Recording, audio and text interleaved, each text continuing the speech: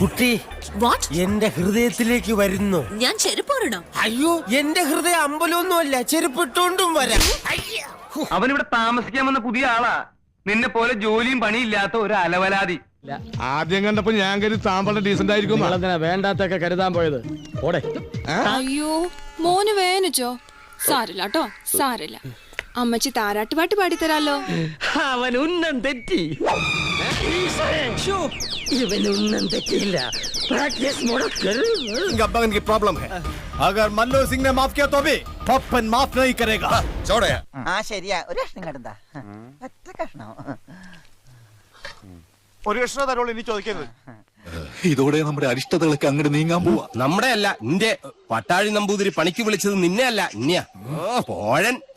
ഇനി മേലാൽ മൂക്കിലിരുന്ന് മൂളിയാൽ ചിന്തേരിട്ട് കളയും ഞാൻ. അല്ല കൂട്ട, എനിക്കൊന്നും പറയുന്നില്ലേ? തന്റെ തന്തയ്ക്ക് പറഞ്ഞാലാ? എന്നോട് ഇങ്ങനെ പോരെടുക്കാൻ എന്ത് തെറ്റ് ഞാൻ ചെയ്തത്?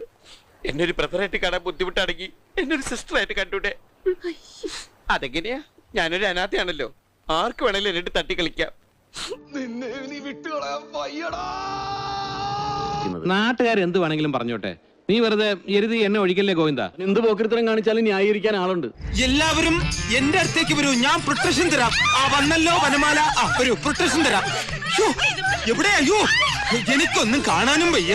ആരെങ്കിലും വരൂ, ചൂട് പ്രൊട്ടക്ഷൻ തരാം, വരൂ. നിനക്ക് ഞാൻ എന്താണ് തരേണ്ടത്? ഈ ലാഭത്തിന്റെ പകുതി നീ എടുത്തു അല്ലേ? വേണ്ട, ഇത് മുഴുവൻ നീ എടുത്തു. നീ ആള് കൊള്ളാള്. നമുക്ക് ഒറ്റയ്ക്കൊറ്റക്കായാ പോരെ, വെറുതെ നാട്ടുകാരെ കൂടെ അറിയിക്കണോ? പ്രഷറിനുള്ളൊരു ഗുളിക മേശമേലെടുത്ത് വെച്ചിട്ടുണ്ട്.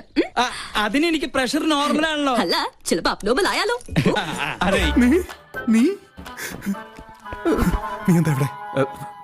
നീ എന്താ ഇവിടെ? നീയല്ല, അവൻ എങ്ങനെ ഇവിടെ?